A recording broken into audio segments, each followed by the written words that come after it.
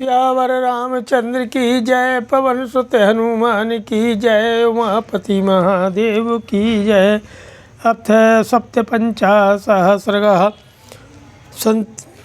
रामायण के सुंदरकांड के 57वें सर्ग में हनुमान जी का समुद्र को लांघकर जामवंत और अंगद आदि सुहृदों से मिलने का वर्णन है।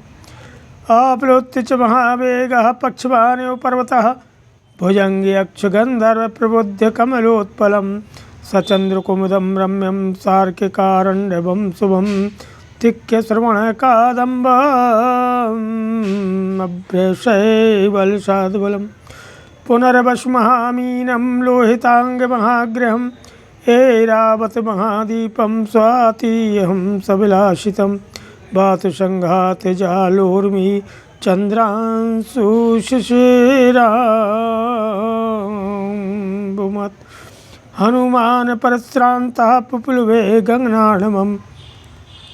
पंखधारी पर्वत के समान महान वेगशाली हनुमान जी बिना थके महादेव सुंदर एवं रमणीय आकाश रूपी समुद्र को पार करने लगे, जिसमें नाग अक्षय और गंधर्व खिले हुए कमल और उत्पल के समान थे। चंद्रमा कुमुद और सूर्य जल कुक्कुट के समान थे। पुख्य और श्रवण नक्षत्र कलहंस तथा बादल से बाहर और घास के समान थे। पुनर्वसु विशाल मत्स्य और मंगल बड़े भारी ग्राह के सदृश थे। ऐरावत हाथी वहाँ महान दीप सा प्रतीत होता था। वह आकाश रूपी समुद्र स्वाति रूपी हंस के विलास से शोभित था तथा वायु समूही रूप तरंगों और चंद्रमा की किरण रूप शीतल जल से भरा हुआ था। ग्रसमान वाकाशम ताराधिपमभिवोल्लिखन्, हरण्योसनक्षत्रं गगनं सार्कमण्डलम्, अपारम अपरिश्रान्तश्चाम्बुधिं समगाहतो, हनुमान मेघजालानि विकर्षन्यो गच्छति। पाण्डुरारुणवर्णानि नीलमाजिष्टकानि च, हरितारुणवर्णानि महाभ्राणि चकासुरे, विभिषन्नभ्रजालानि निष्क्रमञ्च पुनः पुनः। ओम प्रकाशश्च चंद्रमायो दृश्यते। हनुमान जी आकाश को अपना ग्रास बनाते हुए, चंद्रमंडल को नखों से खरोंचते हुए, नक्षत्रों तथा सूर्यमंडल सहित अंतरिक्ष को समेटते हुए और बादलों के समूह को खींचते हुए से अनायास ही अपार महासागर के पार चले जा रहे थे। उस समय आसमान में सफ़ेद लाल नीले मंजीठ से रंग के हरे और अरुण वर्ण के बड़े बड़े मेघ शोभा पा रहे थे और हे वे कभी उन मेघ समूहों में प्रवेश करते, कभी बाहर निकलते थे। बारंबार ऐसा करते हुए हनुमान जी छिपते और प्रकाशित होते हुए चंद्रमा के समान दृष्टिगोचर हो रहे थे।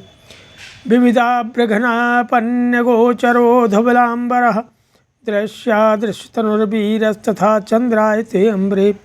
नाना प्रकार के मेघों की घटाओं के भीतर होकर के जाते हुए धवलांबरधारी वीरवर हनुमान जी का शरीर कभी दिखता था, कभी अदृश्य हो जाता था।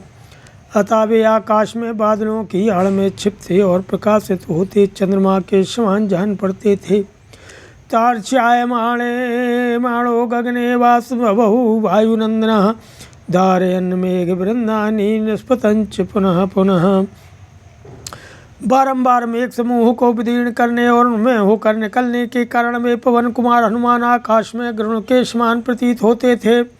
नदन्नादे निमहता मेघेश्वन महाश्वनः, प्रवरान् राक्षसान् नत्वा नाम विश्राव्य चात्मनः, आकुलां नगरीं कृत्वा व्यथयित्वा चरावळम्, अर्दयित्वा महावीरान् वैदेहीम् अभिवाद्य च, आजगाम महातेजा पुनर्मध्येन सागरम्।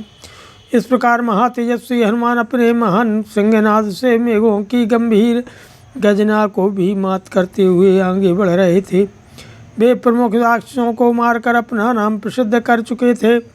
बड़े बड़े वीरों को रोंद कर उन्होंने लंका नगरी को व्याकुल तथा रावण को व्यथित कर दिया था। इसके बाद विदेह नंदिनी सीता को नमस्कार करके वे चले और 3 गति से पुनः समुद्र के मध्य भाग में आ पहुँचे। पर्वतेन्द्रं शुनाभं च समुपस्पृश्य वीरवान् उज्जा मुक्तियो नाराचो महावेग्यो वेगोप्युपागमत्। वहाँ पर्वतराज सुनाम मैनाक का स्पर्श करके वे पराक्रमी एवं महान वेगशाली वानरवीर धनुष से छूटे हुए बाण की भांति आगे बढ़ गए।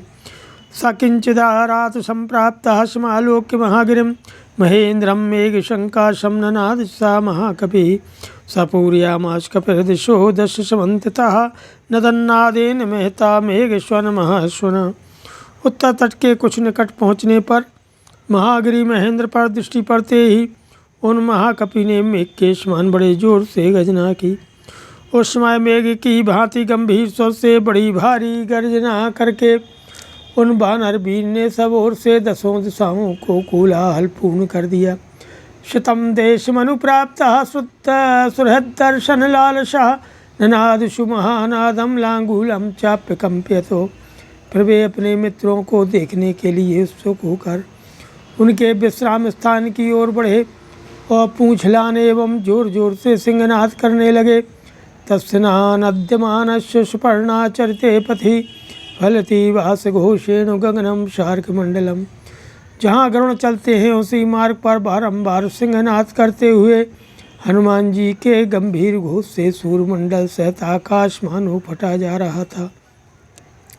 एतु तत्रोत्तरे कूले समुद्रस्य महाबला पूर्वं संविष्टितः सूरा वायुपुत्र दिद्रक्षवा मैं तो वायुनुन्नश्यो तो यदस्यो निश्वनम शुश्रुवुस्ते तदा घोषमुरुवेगम हनुमतः।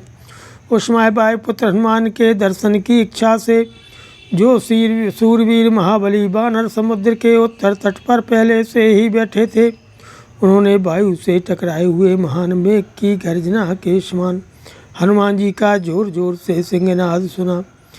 ते दीन मनसा सर्वे शुश्रुभुः काननौकुशः वानरेन्द्रस्य निर्घोषम पर्जन्य निधोपमम्। अनिष्ट की आशंका से जिनके मन में दीनता छा गई थी उन समस्त वनवासी वानरों ने उन वानर श्रेष्ठ हनुमान का मेघ गर्जना के समान सिंहनाद सुना। निशम्यनदतो नादं वानरास्तं समन्ततः बभूवुरुत्सुकाः सर्वे सुहृदर्शनकांक्षिणाः। गरजते हुए पवन कुमार का वह सिंहनाद सुन करके सब ओर बैठे हुए समस्त वानर अपने सुहृद हनुमान जी को देखने की अभिलाषा से उत्कंठित हो गए। जाम्बांस हरिश्रेष्ठा प्रीत संघर्ष मानसः उपमंत्र हरीं सर्वानिदं वचनमब्रवीत्। सर्वथा कृतकार्योषु हनुमान नात्र संशयः नहस्या कृतकार्यस्य नादेवं विधो भवेत्। वानर भालुओं में श्रेष्ठ जाम्बन के मन में बड़ी प्रसन्नता हुई। वे हंस से खिल उठे और सब वानरों को निकट बुलाकर इस प्रकार बोले कि इसमें संदेह नहीं कि हनुमान जी सब प्रकार से अपना कार्य सिद्ध करके आ रहे हैं। कृतकार्य हुए बिना इनकी ऐसी गर्जना नहीं हो सकती।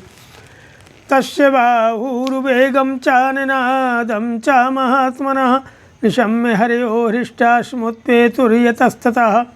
महात्मा हनुमान जी की भुजाओं और जांघों का महान वेग देख करके तथा उनका सिंहनाद सुन सभी वानर हर्ष में भरकर इधर उधर उछलने कूदने लगे।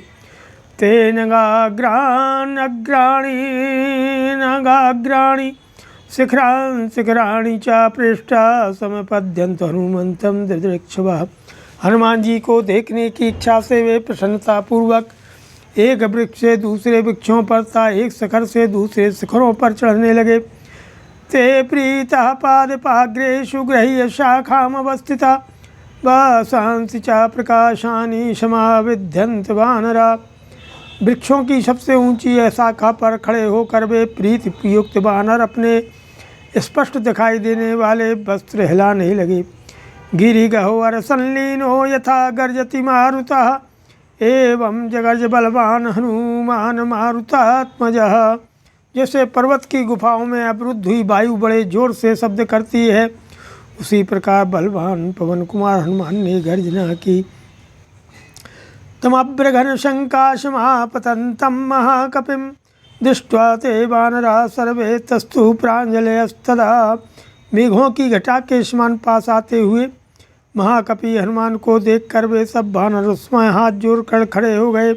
ततस्तु वेगवान् वीरो गिरिनिभा कपि निपपात गिरेस्तस्यो शिखरे पादपाकुले।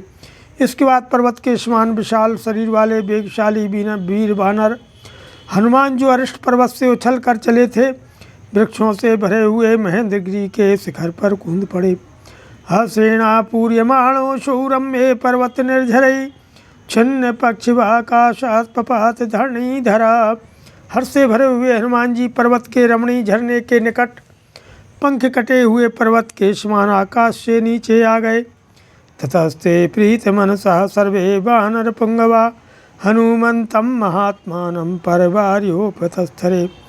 परिवारिचते सर्वे परां प्रीतिमुपागता पृष्ठवदना सर्वे तमागतोपागमन। उस समय वे सभी श्रेष्ठ वानर प्रसन्न चित्त हो महात्मा हनुमान जी को चारों ओर से घेर कर खड़े हो गए। उपायनानि चादाय मूलानि च फलानि च प्रत्यर्चयन् हरिश्रेष्ठम हरिओ मारुतात्मजम। उन्हें घेर कर खड़े होने से उन सबको बड़ी प्रसन्नता हुई।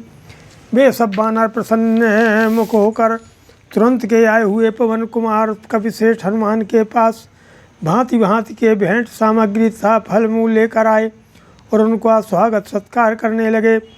विनय दुर्मुदिता के चित किलकिलाम तथा हृष्टा पादपशाकाश्चो आनन्योर्वानर हर्षभा। कोई आनंद मग्न होकर गर्जने लगे, कोई किलकारियाँ भरने लगे और कितने ही श्रेष्ठ वानर हर्ष से भरकर हनुमान जी के बैठने के लिए वृक्षों की शाखाएं तोड़ लाए। हनुमान सुगुरून् वृद्धान् जाम्बत प्रमुखांस्तदा कुमार मंगदम चौषो वंदत महाकपि। महाकपि हनुमान जी ने जाम्बान आदि वृद्ध गुरुजनों तथा कुमार अंगद को प्रणाम किया। सताभ्याम पूजिता पूज्य कपिभिश्च प्रसादिता दृष्टा देवी विक्रांता संक्षेपेण निवेदितो। फिर जाम्बान और अंगद ने भी आदरणीय हनुमान जी का आदर सत्कार किया तथा दूसरे वानरों ने भी उनका सम्मान करके उनको संतुष्ट किया। इसके बाद उन पराक्रमी वानर वीर ने संक्षेप में निवेदन किया कि मुझे सीता देवी का दर्शन हो गया। निकषाद च हस्तेन गृहीत्वा बालिनः श्रुतं रमणीये वनोद्देशे महेन्द्रस्गिरेस्तदा हनुमान् अब्रवीत् पृष्ठस्तदा तान् वानरर्षभान् अशोकवनिका संस्था दृष्टा सा जनकात्मजा। रक्ष्माणा सुघोराभिराक्षसीभिरनन्दिता एक बेणी धराबाला राम दर्शन लालसा उपवास परिश्रांता मलिना जटिला कृता। इसके बाद बाली कुमार अंगद का हाथ अपने हाथ में लेकर के हनुमान जी महेंद्रगिरी के रमणीय वन प्रांत में जा बैठे और सबके पूछने पर उन वानर शिरोमणियों से इस प्रकार बोले कि जनक नंदिनी सीता लंका के अशोक वन में निवास करती हैं, वहीं मैंने उनका दर्शन किया है। अत्यंत भयंकर आकार वाली राक्षसियाँ उनकी रखवाली करती हैं। साध्वी सीता बड़ी भोली भाली हैं, वे एक बेणी धारण किए वहाँ रहती हैं और श्री रामचंद्र जी के दर्शन के लिए बहुत ही उत्सुक हैं। उपवास के कारण बहुत थक गई हैं, दुर्बल और मलिन हो रही हैं तथा उनके केस जटा के रूप में परिणत हो गए हैं। ततो दृशेति वचनम महार्थमृतोपमं निशम्य मारुते सर्वे मुदिता वानरा भवन। उस समय सीता का दर्शन हो गया। ये वचन वानरों को अमृत के समान प्रतीत हुआ। यह उनके महान प्रयोजन की सिद्धि का सूचक था। हनुमान जी के मुख से यह शुभ संवाद सुनकर सब वानर बड़े प्रसन्न हुए। स्वेडन्त्यन्ये नृदन्त्यन्ये गर्जन्त्यन्ये महाबला चक्रुः किलकिलामन्ये प्रतिगर्जन्ति चापरे। कोई हर्षनाद और कोई सिंहनाद करने लगे, दूसरे महाबली वानर गर्जने लगे, कितने ही किलकारियाँ भरने लगे और दूसरे वानर एक की गर्जना के उत्तर में स्वयं भी गर्जना करने लगे। केचिदुत्थितालांगूलाः पृष्ठा कपिकुंजरा अयतांच तदीर्घाणि लांगूलानि प्रबिभ्यदुः। बहुत से कपिकुंजर हर्ष से उल्लसित हो अपनी पूँछ ऊपर उठाकर नाचने लगे, कितने ही अपनी लंबी और मोटी पूँछें घुमाने हिलाने लगे। अप्रेतु हनुमंतं श्रीमंतं वानरोत्तमम् आप्लुतगिरिशृंगेषु संस्पृशन्ति स्म धर्षिता। कितने ही बानर हर्षोल्लास से भरकर छलांगे भरते हुए पर्वत शिखरों पर बानर श्रोमणि श्रीमान हनुमान को छूने लगे। उक्त वाक्यम हनुमंतमंगदस्तु तथा तथा ब्रवीत सर्वेषां हरिवीराणां मध्ये वाचमनुत्तमाम्। हनुमान जी की उपयुक्त बात सुन करके अंगद ने उस समय समस्त वानर वीरों के बीच में है परम उत्तम बात कही कि सत्वे वीर्येन ते कश्चित् समो वानर विद्यते यदोपलुप्त विस्तीर्णं सागरं पुनरागतः जीवितस्य प्रदाता नस्तुमेको वानरोत्तमो तत्प्रसादात् समेष्यामः सिद्धार्थ राघवेण। अरे वानर श्रेष्ठ, बल और पराक्रम में तुम्हारे समान कोई नहीं है, क्योंकि तुम इस विशाल समुद्र को लांघ कर फिर इस पार लौट आए। कपिशिरोमणि एकमात्र तुम ही हम लोगों के जीवन दाता हो। तुम्हारे प्रसाद से ही हम सब लोग सफल मनोरथ होकर श्री रामचंद्र जी से मिलेंगे। अहो स्वामिनि ते भक्ति रहो वीर्यमहो धृति दृष्टिया दृष्टा तुया देवी राम पत्नी यशस्विनी दृष्टिया त्यक्षति का कुत्सा शोकम सीता वियोगयम।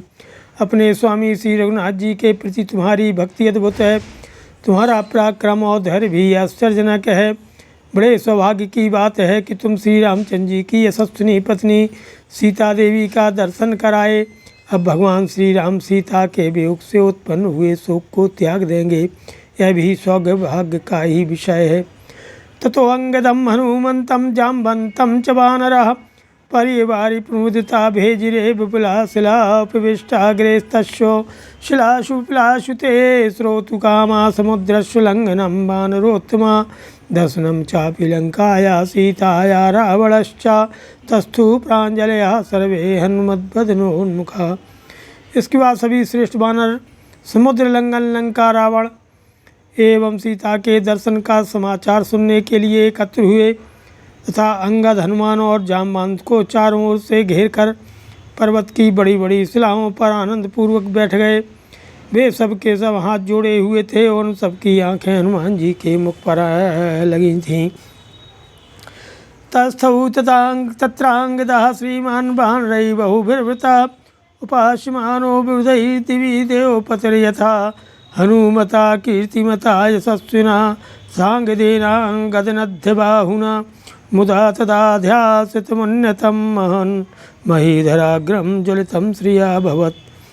जैसे देवराज इंद्र स्वर्ग में देवताओं द्वारा सेवित होकर बैठते हैं, उसी प्रकार बहुतेरे बानरों से घिरे हुए श्रीमान अंगद वहाँ बीच में विराजमान हुए। कीर्तिमान एवं यशस्वी हनुमान जी तथा बाहों में भुजबंध धारण किए अंगद के प्रसन्नता पूर्वक बैठने से वह ऊंचा एवं महान पर्वत शिखर दिव्य कांति से प्रकाशित हो उठा। अथ 58 सर्गः। ततस्तस्य गृहे श्रृंगे महेन्द्रस्य महाबला हनुमत प्रमुखा की प्रीतिम हरियो जगमुरुत्तमाम। इसके बाद हनुमान आदि महाबली बानर महेंद्रगिरी के शिखर पर परस्पर मिलकर बड़े प्रसन्न हुए। के प्रीतिमत्सुपविष्टेषु वानरेषु महात्मसु तम ततः प्रतिसंग्रष्टा प्रीतियुक्तं महाकपिं जाम्बानिकारि वृत्तान्तं पृच्छदनिलात्मजं कथं दृष्टा त्वया देवी कथं वा तत्र वर्तते तस्यां चापि कथं वृत्तः कुरूरकर्मदशाननः तत्त्वतः सर्वमेतन्नः प्रभु प्रब्रूहि त्वं महाकपे। जब सभी महामनुष्य बानर वहाँ प्रसन्नतापूर्वक बैठ गए, तब हर्ष में भरे हुए जाम्बान ने उन पवन कुमार महाकपि हनुमान से प्रेम पूर्वक कार्य सिद्धि का समाचार पूछा। महाकपे, तुमने देवी सीता को कैसे देखा? वे वहाँ किस प्रकार रहती हैं और क्रूर कर्मा दशानन उनके प्रति कैसा बर्ताव करता है? ये सब बातें तो हमें ठीक ठीक बताओ।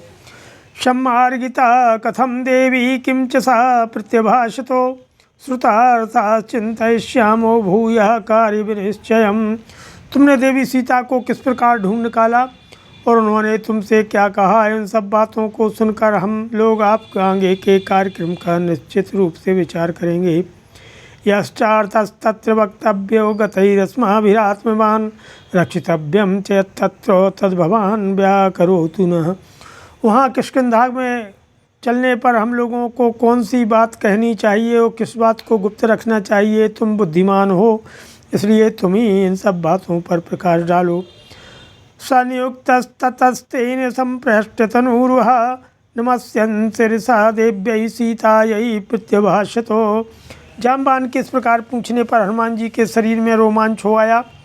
उन्होंने सीता देवी को मन ही मन मस्तक झुकाकर प्रणाम किया और इस प्रकार कहा, प्रत्यक्षमेव भवतां महेन्द्राग्रात् क्षमाप्लुतः उदधेर दक्षिणं पारं कांक्षमाणः समाहिता। मैं आप लोगों के सामने ही समुद्र के दक्षिण तट पर जाने की इच्छा से सावधान हो महेंद्र पर्वत के शिखर से आकाश में उछला था। गच्छतश्चिह मे घोरम विगरूपमिवाभवत् कांचनं शिखरं दिव्यं पश्यामि सुमनोहरं स्थितं पंथानमावृत्य मेने विघ्नं च तं नगम। आगे बढ़ती ही मैंने देखा एक परम मनोहर दिव्य सुवर्णमय शिखर प्रकट हुआ है जो मेरी राह रोक कर खड़ा है। वह मेरी यात्रा के लिए भयानक विघ्न सा प्रतीत हुआ। मैंने उसे मूर्तिमान विघ्न ही माना। उपसंगम तम दिव्यम कांचनम नगमुत्तमं कृता मे मनसा बुद्धिर्वेतव्योयम मयेति चा। उस दिव्य उत्तम स्वर्णमय पर्वत के निकट पहुँचने पर मैंने मन ही मन यह विचार किया कि मैं इसे विदीर्ण कर डालूँ। प्रहतस्तमया तस्लांगूलेन महागिरे शिखरम सूर्य शंकाशम व्यसीर्यत सहस्त्रधा। फिर तो मैंने अपनी पूंछ से उस पर प्रहार किया। उसकी टक्कर लगते ही उस महान पर्वत के सूर्य तुल्य तेजस्वी शिखर के सहस्त्रों टुकड़े हो गए। व्यवसायम च तम बुद्ध्वा साहोवाच महागिरी पुत्रेति मधुरां वाणी मनः प्रह्लादन्यवो पितृभ्यं चापि मां विद्धि सखायं मातरीश्वर। मेरे उस निश्चय को समझ करके महागिरी मैनाक ने मन को प्रसन्नता करते हुए मधुर वाणी में पुत्र कहकर मुझे पुकारा और कहा कि मुझे अपना चाचा समझो, मैं तुम्हारे पिता वायुदेव का मित्र हूँ। मैनाकमिति विख्यातम निविशंतम महोदधौ पक्षवंतः पुरा पुत्र बभूव पर्वतोत्तमा। मेरा नाम मैनाक है और मैं यहाँ महासागर में निवास करता हूँ। बेटा, पूर्व काल में सभी श्रेष्ठ पर्वत पंखधारी हुआ करते थे। छंदतः पृथ्वीं चेरुर्भागमाना सुमंततः श्रुत्वा नगानां चरितं महेन्द्रः पाकशासुनः। वज्रेण भगवान् पक्षौ चिच्छेदैखां सहस्रशः अहं तु मोचितस्मात् तौ पित्रा महात्मना। वे समस्त प्रजा को पीड़ा देते हुए अपनी इच्छा के अनुसार सब ओर विचरते रहते थे। पर्वतों का ऐसा आचरण सुन करके पाकशासन भगवान इंद्र ने वज्र से इन सहस्त्रों पर्वतों के पंख काट डाले, परंतु उस समय तुम्हारे महात्मा पिता ने मुझे इंद्र के हाथ से बचा लिया। किमावृतेन तदा वत्सु प्रतिक्षिप्तो वरुणालये रागवस्मया साह्ये वर्तितव्यम् अरिन्दमो रामो धर्मवृतां श्रेष्ठो महेन्द्र संविक्रमः। एतत् श्रुत्वा मया तस्य महिनाकस्य महात्मनः कार्यमावेद्य चाग्रे रुद्धतं वै मनो मम। तेन चाहमनुज्ञातो मैनाकेन महात्मना। अरे बेटा, उस समय वायु देवताओं ने मुझे समुद्र में लाकर डाल दिया था, जिससे मेरे पंख बच गए। अतः शत्रुघ्न वीर, मुझे श्री रघुनाथ जी की सहायता के कार्य में अवस्तत्पर होना चाहिए, क्योंकि भगवान श्री राम धर्मात्माओं में श्रेष्ठ तथा इंद्रतुल्य पराक्रमी है। महामना मैनाक की बात सुन करके मैंने अपना कार्य उन्हें बताया और उनकी आज्ञा लेकर फिर मेरा मन वहाँ से आगे जाने को उत्साहित हुआ। महाकाय मैनाक ने उस समय मुझे जाने की आज्ञा दे दी। सचाप्यंतरहिता शैलो मानुषेण वपुष्मता शरीरेण महाशैलः शैलेन च महोदधौ। वह महान पर्वत भी अपने मानव शरीर से तो अंतर्हित हो गया, परंतु पर्वत रूप से महासागर में ही स्थित रहा। उत्तमं जवमास्थाय से समध्वानमास्थितः ततोऽहं सुचिरं कालं जवेनाभ्यगमं पथि। फिर मैं उत्तम वेग का आश्रय लेकर के शेष मार्ग पर आगे बढ़ा और दीर्घ काल तक बड़े वेग से उस पथ पर चलता रहा। ततः पश्याम्यहं देवीं सुरसा नागमातरं समुद्र मध्य सा देवी वचनम चेदमब्रवीत। इसके बाद बीच समुद्र में मुझे नागमाता सुरसा देवी का दर्शन हुआ। देवी सुरसा मुझसे इस प्रकार बोली, किमं भक्ष्या प्रतिष्ठस्त्वम् अमरैः हरिषत्तमो ततस्त्वां भक्षयिष्यामि विहितस्त्वं हि मे सुरैः। हे कपश्रेष्ठ, देवताओं ने तुम्हें मेरा भक्ष्य बताया है, इसलिए मैं तुम्हें भक्षण करूँगी, क्योंकि सारे देवताओं ने आज तुम्हें ही मेरा आहार नियत किया है। एवं मुक्तः सुरसया प्राञ्जलिः प्रणतः स्थितः विवर्ण बदनो भूत्वा वाक्यम चेदमुदीर्यम। सुरसा के ऐसा कहने पर मैं हाथ जोड़ करके विनीत भाव से उनके सामने खड़ा हो गया और उदास मुख होकर यूँ कह बोला कि रामो दासरथी श्रीमान प्रविष्टो दंडका वनम लक्ष्मणेन सह भ्रात्रा सीतया च परंतपः। हे देवी, शत्रुओं को संताप देने वाले दशरथ नंदन श्रीमान राम अपने भाई लक्ष्मण और पत्नी सीता के साथ दंडकारण्य में आए थे। तस्य सीता हृता भार्या रावणेन दुरात्मना तस्याः सकाशं दूतो हम गमिष्ये राम शासनात् कर्तुमर्हसि रामस्य सहायं विषयेषति अथवा मैथिलीं दृष्ट्वा रामं चाक्लिष्टकारिणम् आगमिष्यामि ते वक्त्रं सत्यं प्रतिशृणोमि ते। वहाँ दुरात्मा रावण ने उनकी पत्नी सीता को हर लिया। मैं इस समय श्री रामचंद्र जी की आज्ञा से दूत होकर उन्हीं सीता देवी के पास जा रहा हूँ। तुम भी श्री रामचंद्र जी के ही राज्य में रहती हो, इसलिए तुम्हें उनकी सहायता करनी चाहिए, अथवा मैं मिथिलेश कुमारी सीता तथा अनायास ही महान कर्म करने वाले श्री रामचंद्र जी का दर्शन करके तुम्हारे मुख में आ जाऊँगा। यह तुमसे सच्ची प्रतिज्ञा करके कहता हूँ। एवं मुक्ता मया सा तु सुरसा काम रूपिणी अब्रवीन्नातिवर्ते तो कच्चित देखो बरो ममो। मेरा ऐसा कहने पर इच्छानुसार रूप धारण करने वाली सुरसा बोली, मुझे यह वर मिला हुआ है कि मेरे आहार के रूप में निकट आया हुआ कोई भी प्राणी मुझे टाल कर आगे नहीं जा सकता। एवं मुक्ता सुरसया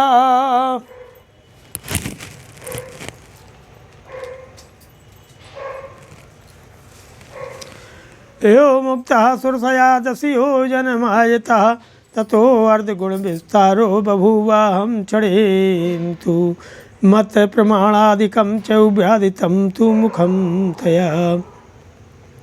जब सुरसा ने ऐसा कहा उस समय मेरा शरीर 10 योजन पड़ा था, किंतु एक ही क्षण में उससे ड्योड़ा बड़ा हो गया। तब सुरसा ने भी अपने मुँह को मेरे शरीर की अपेक्षा अधिक फैला दिया। तदृष्ट्वा व्यादितं त्वास्यं ह्रस्वं यकरवं पुनः तस्मन्मुहूर्ते च पुनर्बभूवांगुष्ठ संमिता। उसके फैले हुए मुख को देखकर मैंने फिर अपने स्वरूप को छोटा कर लिया। उसी मुहूर्त में मेरा शरीर केवल अंगूठे के बराबर हो गया और जो है अभिपत्यासु तद्वक्त्रं निर्गतोऽहं ततः क्षणात् अब्रवीत सुरसा देवी स्वेन रूपेण मां पुनः। फिर तो मैं सुरसा के मुँह में शीघ्र ही घुस गया और शीघ्र ही बाहर निकल आया। उस समय सुरसा देवी ने अपने दिव्य रूप में स्थित होकर मुझसे कहा, क्यार्थ सिद्धौ हरिश्रेष्ठ गच्छ सौम्य यथा सुखम समानय च वैदेहीं राघवेण महात्मना। अरे स्वम, हे कपश्रेष्ठ, अब तुम कार्य सिद्धि के लिए सुखपूर्वक यात्रा करो और विदेह नंदिनी सीता को महात्मा रघुनाथ जी से मिलाओ। सुखी भव महाबाहो प्रीतास्मि तव वानरो ततो हम साधु साध्वीति सर्वभूतैः प्रशंसितः ततो अंतरिक्षं विपुलं प्लुतो हम गणो यथा छाया में निगृहीता च न च पश्यामि किंचनो। महाबाहु वानर, तुम सुखी रहो, मैं तुम पर बहुत प्रसन्न हूँ। उस समय सभी प्राणियों ने साधु साधु कहकर मेरी भूरी भूरी प्रशंसा की। इसके बाद मैं गरुड़ की भांति उस विशाल आकाश में फिर उड़ने लगा। उस समय किसी ने मेरी परछाई पकड़ ली, किंतु मैं किसी को देख नहीं पाता था। सोहम विगत वेगस्तु दिशो दशक विलोकयन न किंचित तत्र पश्यामि येन में बेहता गति। छाया पकड़ी जाने से मेरा वेग अवरुद्ध हो गया, अतः मैं दसों दिशाओं की ओर देखने लगा, परंतु जिसने मेरी गति रोक दी थी ऐसा कोई प्राणी मुझे वहाँ दिखाई नहीं दिया। अस्मे बुद्धि उत्पन्ना किम नाम गमने ममो ईदृशो विघ्न उत्पन्नो रूप मत्र न दृश्यते। तब मेरे मन में चिंता हुई कि मेरी यात्रा में ऐसा कौन सा विघ्न पैदा हो गया जिसका यहाँ रूप नहीं दिखाई दे रहा है। अधोभागे तुम्हें दृष्टि सोचता पतिता तदा तत्राद्राक्षमहं भीमं राक्षसीं सलिलेशयाम। इसी सोच में पड़े पड़े मैंने जब नीचे की ओर दृष्टि डाली तब मुझे एक भयानक राक्षसी दिखाई दी जो जल में निवास करती थी। प्रहस्य च महानादं मुक्तोऽहं भीमया तथा अवस्थितम संभ्रांतमिदं वाक्यमशोभनम्। उस भीषण निशाचरी ने बड़े जोर से अट्टहास करके निर्भय खड़े हुए मुझसे गरज गरज कर यह अमंगलजनक बात कही कि क्वासी गंता महाकाय क्षुदिताया ममेप्सिता भक्षा प्रीणय में देहम चिरमाहार वर्जितम। अरे विशालकाय बानर, कहाँ जाओगे? मैं भूखी हुई हूँ, तुम मेरे लिए मनोवांछित भोजन हो जाओ। आओ, चिरकाल से निराहार पड़े हुए मेरे शरीर और प्राणों को तृप्त करो। बाणमित्योतां वाणीं प्रत्यङ्ग्रहणमहं ततः आस प्रमाणादधिकं तस्या कायमपूर्यं तस्याश्चास्यं महद्भीमं वर्धते मम भक्षणे न तु मां सानुद्बुधे मम वा विकृतं कृतं। तब मैंने बहुत अच्छा कहकर उसकी बात मान ली और अपने शरीर को उसके मुख के प्रमाण से बहुत अधिक बढ़ा लिया, परंतु उसका विशाल और भयानक मुख भी मुझसे भक्षण करने के लिए बढ़ने लगा। उसने मुझे या मेरे प्रभाव को नहीं जाना तथा मैंने जो छल किया था वह भी उसकी समझ में नहीं आया। ततो हम विपुलं रूपं संक्षिप्य निमिषान्तरात् तस्था हृदयमादाय प्रपताविनमः स्थलम्। फिर तो पलक मारते मारते मैंने अपने विशाल रूप को अत्यंत छोटा बना लिया और उसका कलेजा निकाल कर आकाश में उड़ गया। सा विसृष्ट भुजा भीमा पपाते लवणाम्बशी मया पर्वत संकाशा निकृत हृदया क्षति। मेरे द्वारा कलेजे के काट ले जाने पर पर्वत के समान भयानक शरीर वाली वह दुष्टा राक्षसी अपने दोनों बाहों को शिथिल हो जाने के कारण समुद्र के जल में गिर पड़ी। शृणोमि खगतानां च वाचा सौम्या महात्मनां राक्षसी सिंहिका भीमा क्षिप्रम हनुमता हता। उस समय मुझे आकाशचारी सिद्ध महात्माओं की यह सौम्य वाणी सुनाई दी। अरे, सिंहिका नाम वाली भयानक राक्षसी को हनुमान जी ने शीघ्र ही मार डाला।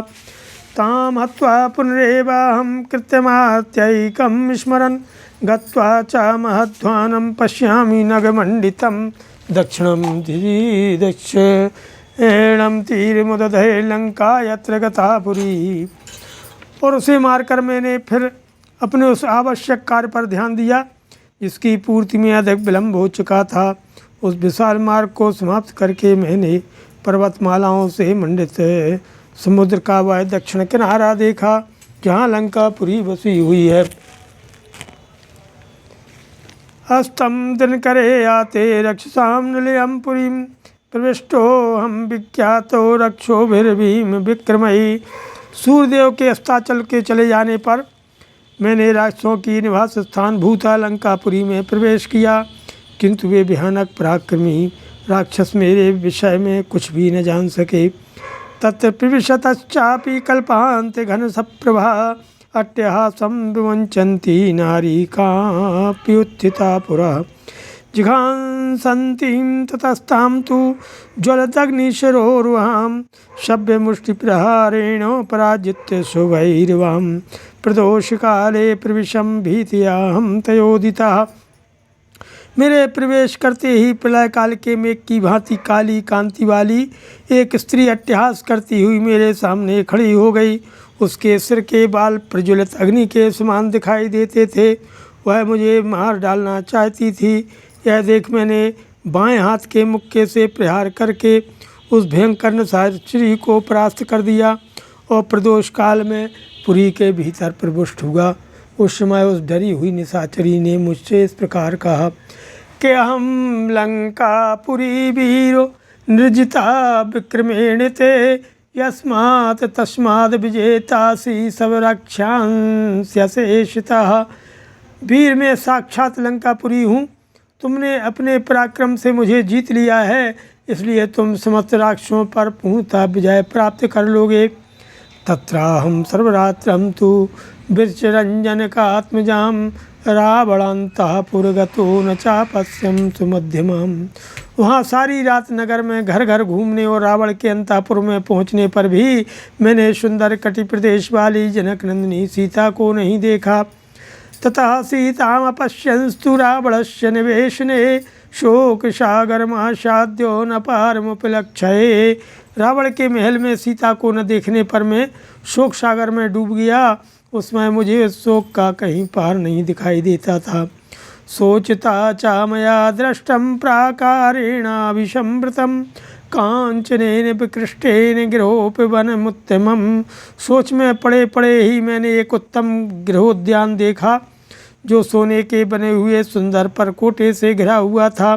सप्रकारम अवलुप्य लुत्य पश्यामि बहुपादपम अशोक वनिका मध्य शिंस पापादपो महान। तब उस परकोटे को लांघकर मैंने उस गृहोद्यान को देखा जो बहुसंख्यक वृक्षों से भरा हुआ था। उस अशोक वाटिका के बीच में मुझे एक बहुत ऊंचा अशोक वृक्ष दिखाई दिया। तमारूहि च पश्यामि कांचनम कदलीवनम अधूरांसपा वृक्षात् पश्यामि वरवर्णिनीम। उस पर चढ़कर मैंने सुवर्णमय कदलीवन देखा तथा उस अशोक वृक्ष के पास ही मुझे सर्वांग सुंदरी सीता जी का दर्शन हुआ।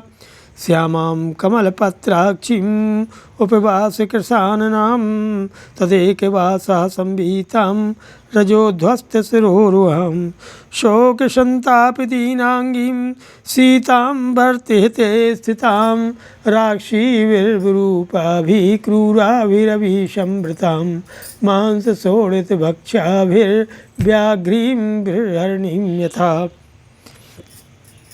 वे जो है सदा 16 वर्ष की सी अवस्था से युक्त दिखाई देती हैं। उनके नेत्र प्रफुल्ल कमल दल के समान सुंदर हैं। सीता जी उपवास करने के कारण अत्यंत दुर्बल हो गई हैं और उनकी यह दुर्बलता उनका मुख देखते ही स्पष्ट हो जाती है। वे एक ही वस्त्र पहने हुए हैं और उनके केश धूल से धूसर हो गए हैं। उनके सारे अंग शोक संताप से दीन दिखाई देते हैं। वे अपने स्वामी के चिंतन में तत्पर रहे। रक्त मांस का भोजन करने वाली क्रूर एवं कुरूप राक्षसियाँ उन्हें चारों ओर से घेर कर उनकी रखवाली करती हैं, ठीक उसी तरह जैसे बहुत सी बाघनें किसी हरणी को घेरे हुए खड़ी हों। सा मया राक्षसी मध्ये तर्जमाना मुहुर्मुहुः एक बेड़ी धरा दीना भर्त चिंता परायणा भूमिशय्या वर्णांगीं पद्मिनी महिमागमे। मैंने देखा वे राक्षसियों के बीच में बैठी थीं और राक्षसियों उन्हें बारंबार धमका रही थीं। वे सिर पर एक ही बेणी धारण किए दीन भाव से अपने पति के चिंतन में तल्लीन हो रही थीं। धरती ही उनकी सैया है। जैसे हेमंत ऋतु आने पर कमलनी सूख कर श्रीहीन हो जाती है, उसी प्रकार उनके सारे अंग कांतिहीन हो गए हैं। रावणात् विनिवृत्तार्था मर्तव्ये कृत निश्चया कथंचन मृग सावाक्षी तूर्णमासादिता मया। रावण की ओर से उनका हार्दिक भाव सर्वथा दूर है। वे मरने का निश्चय कर चुकी हैं। उसी अवस्था में किसी तरह शीघ्रतापूर्वक मृगनयनी सीता के पास पहुंच सका। ताम दृष्ट्वा तादृशीं नारीं रामपत्नीं यशस्विनीं तत्रैव वृक्षे पश्यन्नहम् अवस्थितः। वैसी अवस्था में पड़ी हुई उन यशस्विनी नारी श्री राम पत्नी सीता को अशोक वृक्ष के नीचे बैठी देख मैं भी उस वृक्ष पर स्थित हो गया और उन्हें वहीं से निहारने लगा। ततो हलहला शब्दम कांचनीपुरमिश्रितं शृणोभ्यधिक गंभीरम रावणस्य निवेशने। इतने में ही मैं रावण के महल में करधनी और नूपुरों की झनकार से मिला हुआ अधिक गंभीर कोलाहल सुनाई पड़ा। ततो हम परमोद्विग्न स्वरूपम प्रत्यसंहरम अहम चाशिंस्पा वृक्षे पच्छीव गहने स्थिता। ततो रावणदाराश्च रावणश्च महाबला तम देश मनुषम प्राप्तो यत्र सीता वत्स्थिता। फिर तो मैंने अत्यंत उद्विग्न होकर अपने स्वरूप को समेट लिया और बड़ा छोटा बना लिया और पक्षी के समान उस अशोक वृक्ष में छिपा रहा। इतने ही में रावण की स्त्रियां और महाबली रावण ये जो है सबके सब स्थान पर जा पहुँचे। उन्हें सीता देवी जहाँ विराजमान थी तम दृष्टात् परारोहा सीता रक्षो गणेश्वरम शंकुच्योरुस्तनौ पीनौ बाहुभ्याम परिरभ्य च। राशियों के स्वामी रावण को देखते ही सुंदर कटि प्रदेश वाली सीता अपनी जांघों को सिकोड़ करके और उभरे हुए दोनों स्तनों को भुजाओं से ढककर बैठ गईं। वेत्रस्तां परमोद्विग्नां वीक्षमाणामितस्ततः त्राणं कंचित् पश्यन्तीं वेपमानां तपस्विनीं तामुवाच दशग्रीवा सीतां परम दुःखिताम् अवाक्षरा प्रपतितो बहुमान्यस्य मामिति।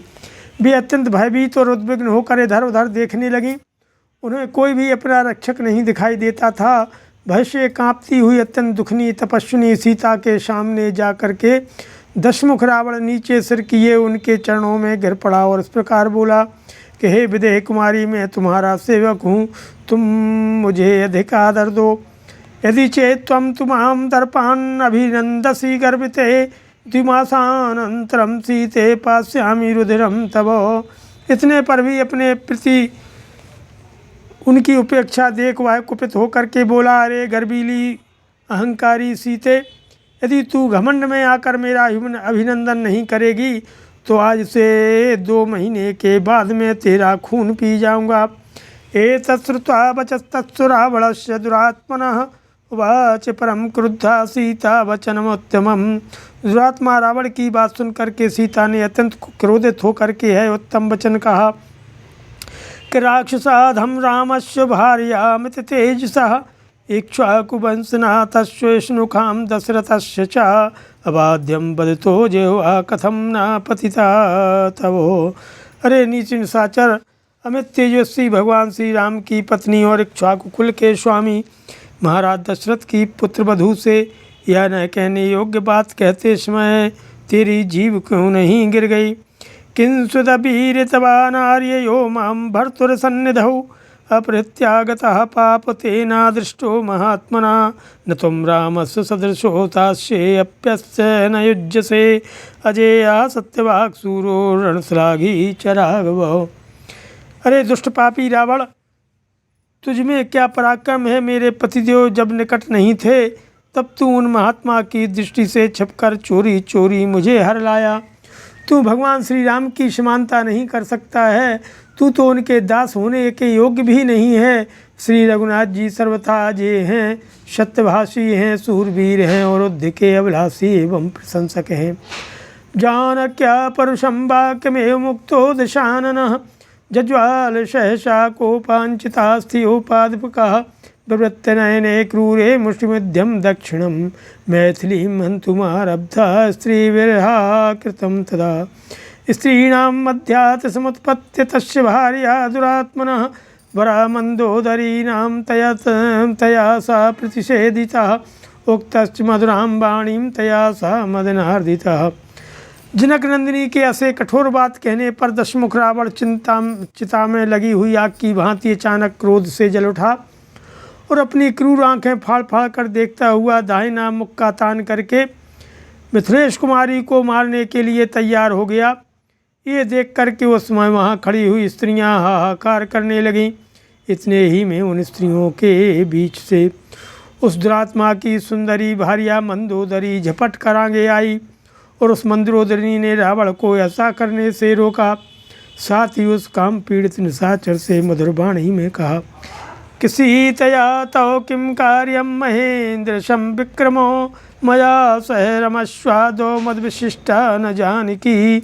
महेंद्र के समान पराक्रमी राक्षस राज हे रावण, सीता से तुम्हें क्या काम है। आज मेरे साथ रमण करो। जनक नंदिनी सीता मुझसे अधिक सुंदर नहीं है। तेव गंधर्व कन्याभिर्यक्ष कन्याभिरेव च सार्धम प्रभो रमस्वेति सीतया किम करिष्यसि। अरे प्रभो, हे रावण, देवताओं और गंधर्वों और यक्षों की कन्याएं हैं, इनके साथ रमण करो। सीता को लेकर क्या करोगे ततस्ताभिषमेताभिर्नारीभिः सा महाबला उत्थाप्य सहसा नीतो भवनम स्वम निशाचरो। इसके बाद सब स्त्रियां मिलकर के उस महाबली निशाचर रावण को अचानक वहाँ से उठाकर अपने महल में ले गईं। या ते तस्मन् महादशग्रीवे राक्षस्यो विकृतानना सीतां निर्वर्तयामाशुर्वाक्यै क्रूरेषु दारुणैः तृणवद्भाषितं तासां गणयामास जानकी गर्जितं च तथा तासां सीतां प्राप्य निरर्थकम्।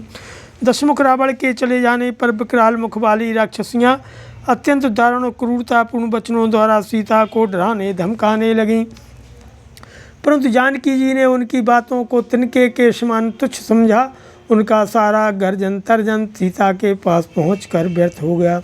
वृथा गर्जिते निश्चेष्टा राक्षस्या पिशिताशना रावणाय संसुस्ता सीता व्यवसितं महत्। इस प्रकार गर्जना और सारी चेष्टाओं के व्यर्थ हो जाने पर उन मांस भक्षणी राक्षसियों ने रावण के पास जाकर उसे सीता जी का महान निश्चय कह सुनाया। ततस्ता सहिता सर्वा विहताशा निरुद्यमा परिक्लेश समस्तास्ता निद्रावशमुपागता। फिर वे सब की सब उन्हें अनेक प्रकार से कष्ट दे हताश तथा उद्योग शून्य हो निद्रा के वशीभूत होकर सो गईं। तासु च प्रसुप्तासु सीता भर्ते ते रता विलप्य करुणम दीना पृथुशोच सुदुखिता।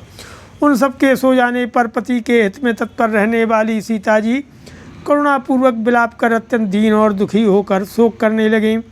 तासां मध्यात् समुत्थाय त्रिजटा वाक्यमब्रवीत् आत्मानं खादत क्षिप्रं न सीतामसते क्षणां जनकस्यात्मजां साध्वीं विष्णुखां दशरथस्य च। उन राक्षसियों के बीच से त्रिजटा नाम वाली एक राक्षसी उठी और अन्य निशाचरियों से इस प्रकार कहने लगी कि अरे तुम सब अपने आप को ही जल्दी जल्दी खा जाओ। कजरारे नेत्रों वाली सीता को मत खाना। ये राजा दशरथ की पुत्र वधु जनक की लाडली सती साध्वी सीता ऐसी योग्य नहीं है। स्वप्नो यद्यमया दृष्टो दारुणो रोम हर्षणा रक्षसां च विनाशाय भर्तुरस्याजयाय च। आज मैंने अभी बड़ा भयंकर रोंगटे खड़े कर देने वाला स्वप्न देखा है। वह राक्षसों के विनाश तथा इन सीता देवी के पति की विजय का सूचक है। अलमश्मान परित्रातुं राघवाद राक्षसी गणम अभियाचाम वैदेही में तद्धीमं रोचते। यदि एवं विधा स्वप्नो दुःखताया प्रदृश्यते सा दुःखै विविधैर्मुक्ता सुखमाप्नोत्यनुत्तमम्। प्रणिपात प्रसन्ना ही मैथिली जनकात्मजा अलमेखा परित्रातुं राक्षस्यो महतो भयात्। ये सीता ही रघुनाथ जी की रोज से हमारी और इन सब राक्षसियों की रक्षा करने में समर्थ हैं। अतः हम लोग विदेह नंदिनी से अपने अपराधों के लिए क्षमा याचना करें, यही मुझे अच्छा लगता है। यदि किसी दुखनी के विषय में ऐसा स्वप्न देखा जाता है तो वह अनेक विध दुखों से छूटकर परम उत्तम सुख पाती है। हे राक्षसियों, केवल प्रणाम करने मात्र से मिथिलेश कुमारी जानकी प्रसन्न हो जाएंगी और ये महान भय से मेरी रक्षा कर देंगी। तथा सारीमती बाला भर्तुर्विजय हर्षिता अभोचद यदि शतत मत तथ्यम भवेयम श्रवणम ही वा। तब लज्जावती बाला सीतापति पति की विजय की संभावना से प्रसन्न होकर के बोली, यदि यह बात सच होगी तो मैं अवश्य तुम लोगों की भारी रक्षा करूँगी। ताम चाहम तादृशीं दृष्ट्वा सीताया दारुणां दशां चिंतयामास विश्रांतो न च मे निवृत्तं मनः संभाषणार्थे च मया जानक्या चिंतितो विधि। कुछ विश्राम के बाद मैं सीता की वैसी दारुण दशा देखकर बड़ी चिंता में पड़ गया। मेरे मन को शांति नहीं मिलती थी। फिर मैंने जानकी जी के साथ वार्तालाप करने के लिए एक उपाय सोचा कि इक्ष्वाकुकुलवंशस्तु सुतो मम रघु पुरस्कृतः श्रुत्वा तु गदितां वाचं राजर्षिगणभूषितां प्रतिभाषत मां देवी बाष्पैः पिहितलोचनः। पहले मैंने इक्ष्वाकु वंश की प्रशंसा की। राजर्षियों की स्तुति से विभूषित मेरी यह वाणी सुनकर देवी सीता के नेत्रों में आंसू भर आए और वे मुझसे कहने लगी कि कस्तुम केन कथम चेह प्राप्तो वानर पुंगवो क्वच रामेण ते प्रीतिस्तन में संसितुम अर्हसि। अरे कपिश्रेष्ठ, तुम कौन हो? किसने तुम्हें भेजा है? यहाँ कैसे आए हो? और भगवान श्री राम के साथ तुम्हारा कैसा प्रेम है, यह सब मुझे बताओ। तस्यास्तद्वचनं श्रुत्वा अहमप्यब्रुवं वचः देवी रामस्य भर्तुस्ते सहायो भीम विक्रमः सुग्रीवो नाम विक्रांतो वानरेंद्रो महाबला। उनका ये वचन सुन करके मैंने भी कहा कि हे देवी, तुम्हारे पतिदेव श्री राम के सहायक एक भयंकर पराक्रमी बल विक्रम संपन्न महाबली वानर राज हैं, जिनका नाम सुग्रीव है। तस्मां विद्धि भृत्यं त्वं हनुमन्तिमिहागतं भर्ता सम्प्रेतस्तुभ्यं रामेणाक्लिष्टकर्मणा इदं तु पुरुषव्याघ्रा श्रीमान् दाशरथी स्वयं अंगुलीयमभिज्ञानं प्रदात तुभ्यं यशस्विनी। उन्हीं का मुझे सेवक समझो। मेरा नाम हनुमान है। अनायास ही महान कर्म करने वाले तुम्हारे पति श्री राम ने भेजा है, इसलिए मैं यहाँ आया हूँ। यह यशस्विनी पुरुष सिंह दशरथ नंदन साक्षात श्रीमान राम ने पहचान के लिए यह अंगूठी दे दी है। तदिच्छामि तुया ज्ञप्तं देवी किं कर्माण्यहं राम लक्ष्मणयोः पार्श्वं नयामि त्वां किमुत्तरम।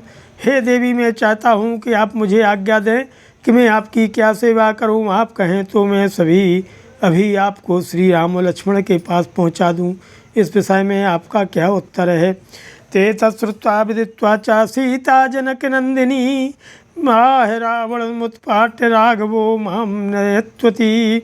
मेरी बात सुन करके और सोच समझ करके जनक नंदिनी सीता ने कहा, मेरी इच्छा है कि रघुनाथ जी रावण का संहार करके मुझे यहाँ से ले चलें। प्रणम्य शिरसा देवी महामार्यामनिंदिताम राघवश मनोहरादम अभिज्ञानमया चीकम। तब मैंने उन सती साध्वी देवी आर्या सीता को सिर झुका करके प्रणाम किया और कोई ऐसी पहचान मांगी जो श्री रघुनाथ जी के मन को आनंद प्रदान करने वाली हो। अथ माम अब्रवीत सीता गृह्यता महमुत्तमः मणिर्येन महाबाहु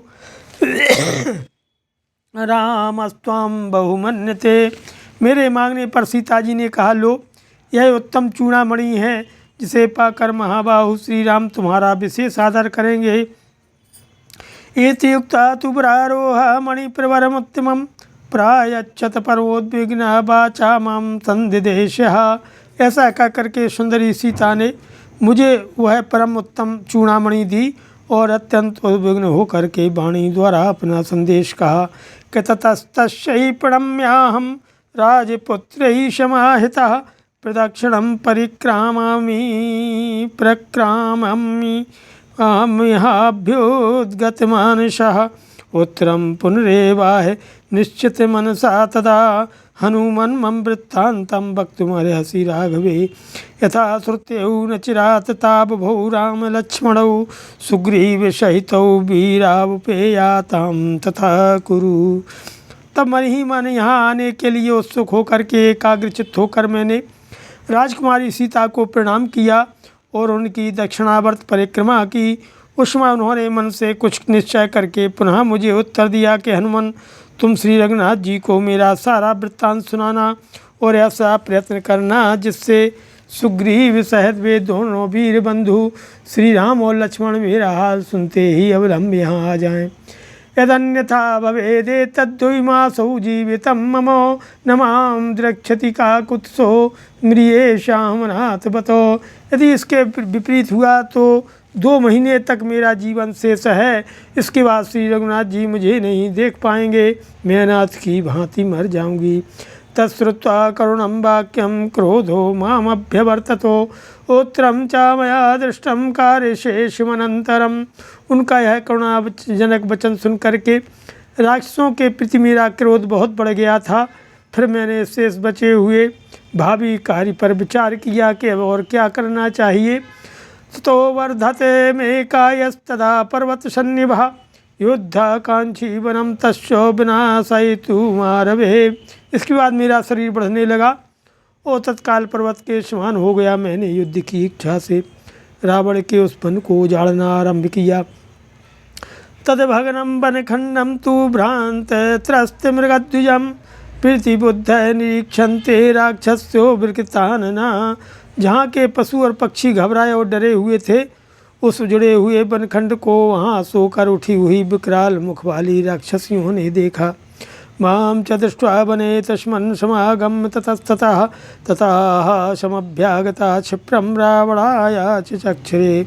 उस वन में मुझे देख करके वे सब उधर उधर से जुट गईं और तुरंत रावण के पास जाकर उन्होंने वन विध्वंस का सारा समाचार कहा। राजन वनमिदं दुर्गम तव भगनम दुरात्मना वानरेण विज्ञाय तव वीर्यम महाबलो। हे महाबली राक्षस राज रावण, एक दुरात्मा बानर ने आपके बल पराक्रम को कुछ भी न समझ करके इस दुर्गम प्रमदा वन को उजाड़ डाला है। तस्य दुर्बुद्धिता राजंस्तव विप्रिय कारिणः बधमाज्ञापय क्षिप्रं यथा सौ न पुनर्विजेत। तत्श्रुत्वा राक्षसेन्द्रेण विसृष्टा बहुदुर्जया राक्षसा किंकरा नाम रावणस्य मनोनुगा। हे महाराज, यह उसकी दुर्बुद्धि ही है जो उसने आपका अपराध किया। आप शीघ्र ही उसके वध की आज्ञा दें, जिससे वह फिर बचकर चला न जाए। ये सुनकर के राक्षस राज रावण ने अपने मन के अनुकूल चलने वाले किंकर नामक राक्षसों को भेजा, जिन पर विजय पाना अत्यंत कठिन था। तेषां शीतिशास्त्रं शूलमुद्गरपाणिनां मया तस्मन् वनोद्देशे परिघेण निखूदितम्। वे हाथों में शूल और मुद्गर लेकर आए थे। उनकी संख्या 80,000 थी, परंतु मैंने उस वन प्रांत में एक परिघ से ही उन 80,000 राक्षसों का संहार कर डाला। तेषां तु हतशिष्टा एते गता लघु विक्रमा निहितं च मया सैन्यं रावणाय चक्षुरे। उनमें से जो मरने से बच गए वे जल्दी जल्दी पैर बढ़ाते हुए भाग गए। उन्होंने रावण को मेरे द्वारा सारी सेना के मारे जाने का समाचार सुनाया। ततो मे बुद्धिरुत्पन्ना चैत्यप्रासादमुत्तमं तत्र स्थान राशान् नत्वा स्तंभेन वै पुनः राम भूतो लंकाया मया विध्वंसितो रुखा। इसके बाद मैंने मन में एक नया विचार उत्पन्न हुआ और मैंने क्रोधपूर्वक वहाँ के उत्तम चैत्य प्रसाद अर्थात बगियों को, जो लंका का सबसे सुंदर भवन था जिसमें 100 खंभे लगे हुए थे, वहाँ के राक्षसों का संहार करके तोड़ फोड़ कर डाला। तथा प्रहस्तस्तुतं जम्बुमालिनमादिशत् राक्षसै बहुभिः सार्धं घोर रूपै भयानकै। तब रावण ने घोर रूप वाले भयानक राक्षसों के साथ, जिनकी संख्या बहुत अधिक थी, प्रहस्त के बेटे जम्बुमाली को युद्ध के लिए भेजा।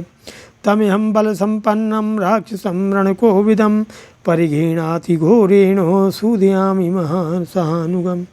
वह राक्षस बड़ा बलवान था, युद्ध की कला में निपुण था, तो भी मैंने अत्यंत घोर परिघ से मारकर सेवकों सहित उसे काल के गाल में डाल दिया।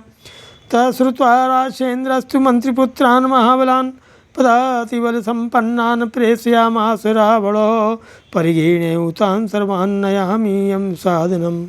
मंत्रिपुत्रान् हतान् श्रुत्वा समरे लघु विक्रमान् पंचसेनाग्रगान् शूरान् प्रेषयामास रावणो। ये सुनकर के राक्षस राज रावण ने पैदल सेना के साथ अपने मंत्री के पुत्रों को भेजा, जो बड़े बलवान थे, किंतु मैंने परिघ से ही उन सबको यमलोक पहुँचाया। सम्रांगण में शीघ्रतापूर्वक पराक्रम प्रकट करने वाले मंत्री कुमारों को मारा गया सुनकर के रावण ने 5 शूरवीर सेनापतियों को भेजा। तान् हम सह सैन्यान् वै सर्वानेवाभ्यसूदयम् तथा पुनर्दश ग्रीवाः पुत्रमक्षं महाबलं बहुवीराक्षसैः सार्धं प्रेषयामः संयुगे। उन सबको भी मैंने सेना सहित मौत के घाट उतार दिया। तब दशमुख रावण ने अपने पुत्र महाबली अक्षकुमार को बहुसंख्यक राक्षसों के साथ युद्ध के लिए भेजा। तम तु मंदोदरी पुत्रम कुमारम रण पंडितम सहसात्वं समुद्यंतम पादयोच गृहीतवान् तमासीनम सत्गुणम भ्रामयित्वा विपेखेयम्। मंदोदरी का वह पुत्र युद्ध की कला में बड़ा प्रवीण था। वह आकाश में उड़ रहा था। उसी समय मैंने अचानक उसके दोनों पैर पकड़ लिए और 100 बार घुमाकर उसे पृथ्वी पर पटक दिया। इस तरह वहाँ पड़े हुए कुम्हार अक्ष को मैंने पीस डाला। तमक्षमागतं भगनं नृशं च सदशाननः ततश्चेन्द्रजितं नाम द्वितीयं रावणः श्रुतं व्याधिदेशु संक्रुद्धो बलिनं युद्धं दुर्मदम्। अक्षय कुमार युद्ध भूमि में आया और मारा गया। ये सुन करके दशमुख रावण ने अत्यंत क्रोधित होकर के अपने दूसरे पुत्र इंद्रजित मेघनाथ को, जो बड़ा ही रण दुर्मद और बलवान था, भेजा। तच्चापि हम बलम सर्वं तं च राक्षस पुंगमं नष्टौज समरणे कृत्वा परम हर्षमुपागतः। उसके साथ आई हुई सारी सेना को और उस राक्षस शिरोमणि को भी युद्ध में हतोत्साहित करके मुझे बड़ा प्रसन्नता हुई। महतापि महाबाहु प्रत्ययेन महाबला प्रीतो रावणेनैको सधि वीरै मदोद्धतै। रावण ने इस महाबली महाबाहु वीर को अनेक मदमत वीरों के साथ बड़े विश्वास से भेजा था। सो अविषयं किमहं बुद्ध्वा सुषेणं चावमर्दितं ब्रह्मणो अस्त्रेण सतुमहं प्रबद्ध्वा चाति वेगिनः रज्जुभिश्चापि बध्नन्ति ततो मां तत्र राक्षसा रावणसमीपं च गृहीत्वा मामुपागमन् दृष्ट्वा संभास्तश्चाहं रावणेन दुरात्मना। इंद्रजीत ने देखा मेरी सारी सेना कुचल डाली गई है, तब उसने समझ लिया कि इस वानर का सामना करना असंभव है। अतः उसने बड़े वेग से ब्रह्मास्त्र चलाकर मुझे बांध लिया। फिर तो वहाँ राक्षसों ने मुझे रस्सियों से भी बांधा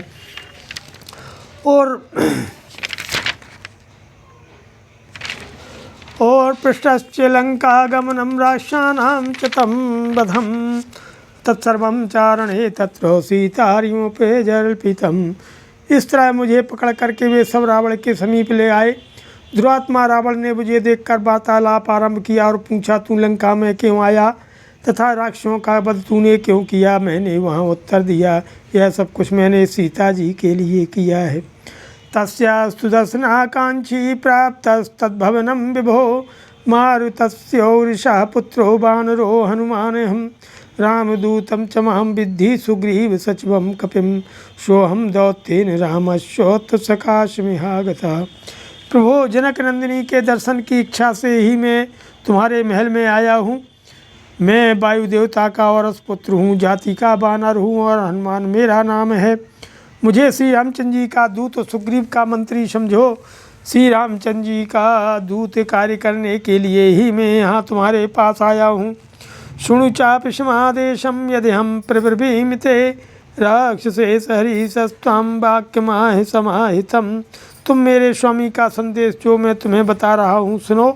अरे राक्षस राज, वानरराज सुग्रीव ने तुमसे एकाग्रता पूर्वक जो बात कही है उस पर ध्यान दो।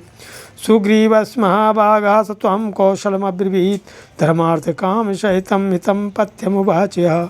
अरे महाभाग, सुग्रीव को ने तुम्हारी कुशल पूछी है और तुम्हें सुनाने के लिए यह धर्म अर्थ एवं काम से युक्त हितकर लाभदायक बात कही है कि बसतो ऋषिमुखे में पर्वते विपुलद्रुमे राघवो रण विक्रांतो मित्रत्वं समुपागतः। जब मैं बहुसंख्यक वृक्षों से हरे भरे ऋषिमुख पर्वत पर निवास करता था, उन दिनों रण में महान पराक्रम प्रकट करने वाले रघुनाथ जी ने मेरे साथ मित्रता स्थापित की थी। तेन में कथितं राजन भार्या में रक्षसार्था तत्र सहाय तोर्मे समयं कर्तुमर्हसि बालिना हृतराज्येन सुग्रीवेण सह प्रभु चक्रे अग्निसक्षिकं सख्यं राघवास लक्ष्मण। हे राजन, उन्होंने मुझे बताया कि राक्षस रावण ने मेरी पत्नी को हर लिया है। उसके उद्धार के कार्य में सहायता करने के लिए तुम मेरे सामने प्रतिज्ञा करो। बाली ने जिनका राज्य छीन लिया था, उन सुग्रीव के साथ अर्थात मेरे साथ लक्ष्मण सहित भगवान श्री राम ने अग्नि को साक्षी बना करके मित्रता की है। तेन बालिन माहत्य हरेणैकेन संयुगे वानराणां महाराजा कृता संप्रवतां प्रभो। श्री रघुनाथ जी ने युद्ध स्थल में एक ही बाण से बाली को मारकर सुग्रीव को उछलने कूदने वाले वानरों का महाराज बना दिया है। तस् साहाय्यमस्माभिः कार्यं सर्वात्मना तुः तेन प्रस्थापितस्तुभ्यं समीप में धर्मता। अतः हम लोगों को संपूर्ण हृदय से उनकी सहायता करनी है। यही सोचकर सुग्रीव ने धर्मानुसार मुझे तुम्हारे पास भेजा है। क्षिप्रमाणीयतां सीता दीयतां राघवस्य च या वन हरियो वीरा विधमंति बलम तव।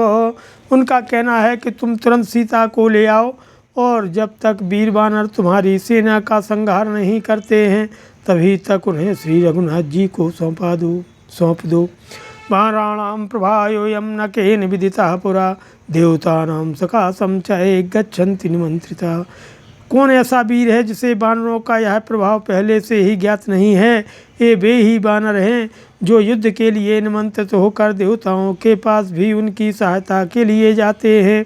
इति वानर राजस्त्वामाहेत्य महि भीतो मया मामैक्षतो रुष्टचक्षुषा प्रदहन्यवो।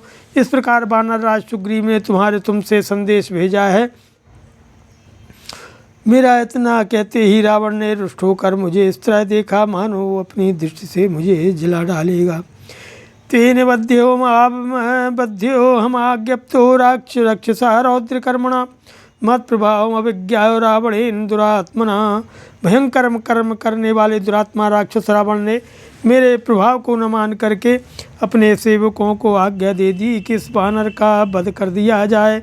ततो विभीषणो नाम तस्य भ्राता महामति तेन राक्षसराजस्य याचितो मम कारणात् नैवं राक्षसार्दूल त्यजता मेख निश्चयः राजशास्त्र व्यपेतो ही मार्गा संलक्ष्यते त्वया। तब उसके पास परम बुद्धिमान भाई विभीषण ने मेरे लिए राक्षस राज रावण से प्रार्थना करते हुए कहा कि हे राक्षस शिरोमणि, ऐसा करना उचित नहीं है। आप अपने इस निश्चय को त्याग दीजिए। आपकी दृष्टि इस समय राजनीति के विरुद्ध मार्ग पर जा रही है। दूतवध्या न दृष्टा ही राजशास्त्रे चु राक्षसो दूतेन वेदितव्यम चथाभिहितवादिना। राक्षस राजनीति संबंधी शास्त्रों में कहीं भी दूत के वध का विधान नहीं है। दूत तो वही कहता है जैसा कहने के लिए उसे बताया गया होता है। उसका कर्तव्य है कि वह अपने स्वामी के अभिप्राय का ज्ञान करा दे। सुमहत्यपराधेपि दूतस्यातुलविक्रम विरूपकरणं दृष्टं न बधोऽस्ति हिराशास्त्रतः। अनुपम पराक्रमी वीर दूत का महान अपराध होने पर भी शास्त्र में उसके वध का दंड नहीं देखा गया है। ये उसके किसी अंग को विकृत कर देना मात्र ही बताया गया है। विभीषणेन मुक्तो रावणः संदिदेशितान् राक्षसान् एतदेवादिलांगूलं दह्यतामिति।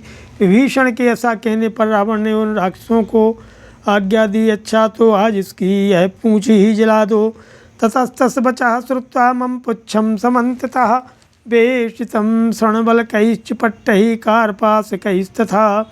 उसकी यह आज्ञा सुनकर के राक्षसों ने मेरी पूंछ में सब ओर से सुतरी की रस्सियाँ था रेशमी और सूती कपड़े लपेट दिए। राक्षसा सुदशन्नास्तस्ते चंड विक्रमा तदा दीप्यंत में पुच्छम हनंता काष्ठमुष्टिभिः। इस प्रकार बांध देने के बाद उन प्रचंड पराक्रमी राक्षसों ने काठ के डंडों मुक्कों से मारते हुए मेरी पूंछ में आग लगा दी। बद्धस्य बहुभिः पाशैः यंत्रितस्य च राक्षसैः न मे पीड़ा भवत् काचिदृक्षो नगरीं दिवा।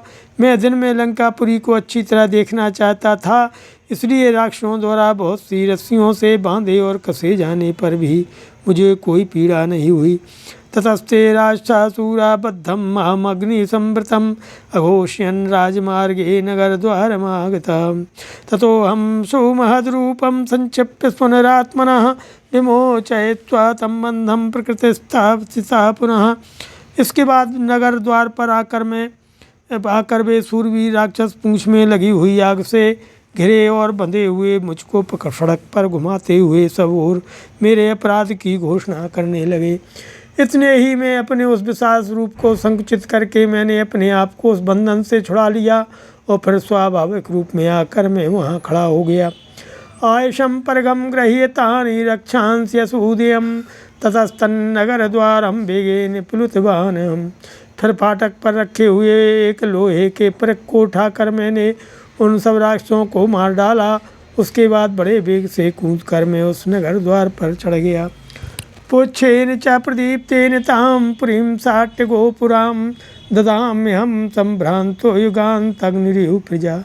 इसके बाद समस्त प्रजा को दग्ध करने वाली प्रलय अग्नि के समान में बिना किसी घबराहट के अट्टालिका और गोपुर सहित उस पुरी को अपनी ज्वलती हुई पूंछ की आग को जलाने लगा। विनष्टा जानकी व्यक्तं नयः दग्धा प्रदर्श्यते लंकाया कश्चिदुद्देशः सर्वाभस्मीकृता पुरी दहता च मया लंकां दग्धा सीता न संशयः रामश्च महत्कार्यम् एदं विफलीकृतम्। फिर मैंने सोचा लंका का कोई भी स्थान ऐसा नहीं दिखाई देता है जो जला हुआ न हो। सारी नगरी जलकर भस्म हो गई है, तावसी जानकी जी भी नष्ट हो गई होंगी। इसमें संदेह नहीं कि लंका को जलाते जाते मैंने सीता जी को भी जला दिया और इस प्रकार भगवान श्री राम के इस महान कार्य को मैंने निष्फल कर दिया। इति शोकस्माविष्टश्चिन्तामहमुपागतः ततोऽहं वाचमसरौखं चारणानां स्वाक्षरां जानकी न च दग्धेति वश्मियो दंतभाषिणाम। इस तरह शोकाकुल होकर के मैं बड़ी चिंता में पड़ गया और इतने ही में आश्चर्य मुक्त युक्त वृत्तांत का वर्णन करने वाले चरणों की शुभ अक्षरों से विभूषित यह वाणी मेरे कानों में पड़ी कि जानकी जी साग से नहीं जली हैं। ततो में बुद्धिरुत्पन्ना श्रुत्वा तामद्भुतां गिरम् अदग्धा जानकीत्येवो निमित्तैश्चोपलक्षितं दीप्यमाने तुलाङ्गूलेन मां दहति पावकः हृदयं च प्रहृष्टं मे वातः सुरभिगन्धिना। उस अद्भुत वाणी को सुनकर मेरे मन में विचार उत्पन्न हुआ कि शुभ शकुनों से भी यही जान पड़ता है कि जानकी जी नहीं जली हैं, क्योंकि पूंछ में आग लग जाने पर भी अग्निदेव मुझे जला नहीं रहे हैं। मेरे हृदय में महान हर्ष भरा हुआ है और उत्तम सुगंध से युक्त मंद मंद वायु वह चल रही है। तैर्निमित्तैस्तिष्ठार्थै कारणैश्च महागुणैः ऋषिवाक्यैश्च दृष्टार्थैः अभवं दृष्टमानसः पुनर्नष्टा च वैदेही विसृष्टितया तथा पुनः ततः पर्वतः महासाध्यो तत्रारिष्टमहं पुनः प्लवन मारे भे दर्शन कांक्षया। जिनके फलों का मुझे प्रत्यक्ष अनुभव हो चुका था उन उत्तम शकुनों महान गुणशाली कारणों तथा ऋषियों चारणों की प्रत्यक्ष देखी हुई बातों से भी सीता जी के सकुशल होने का विश्वास करके मेरा मन हर्ष से भर गया। इसके बाद मैंने पुनः विदेह नंदिनी का दर्शन किया और फिर उनसे विदा लेकर मैं अरिष्ट पर्वत पर आ गया। वहीं से आप लोगों के दर्शन की इच्छा से मैंने प्रतिप्लवन दोबारा आकाश में उड़ना आरंभ किया। ततः शुशन चंद्रार्क शुद्ध गंधर्व सेवितं पंथानमहम् आक्रम भवतो दृष्टवान हो। इसके बाद वायु चंद्रमा सूर्य सिद्ध व गंधर्वों से सेवित मार्ग का आश्रय लेकर के वहाँ पहुँचकर मैंने आप लोगों का दर्शन किया है। राघवश प्रसादेन भवतां च तेजसा सुग्रीवश्च कार्यार्थं मया सर्वनुष्ठितम् एतत् सर्वं मया तत्र यथावदुपपादितं तत्र यन्न कृतं सेखं तत्सर्वं क्रियतामिति। श्री रामचंद्र जी की कृपा और आप लोगों के प्रभाव से मैंने सुग्रीव के कार्य की सिद्धि के लिए सब कुछ किया है। यह सारा कार्य मैंने वहाँ यथोचित रूप से संपन्न किया है। जो कार्य नहीं किया है अथवा जो शेष रह गया है वह सब आप लोग पूर्ण करें। श्रीमद् रामायण वाल्मीकि आदि काव्ये सुंदर कांडे 850 सर्ग। सियावर रामचंद्र की जय, पवन सुत हनुमान की जय, उमापति महादेव की जय। जय सीताराम।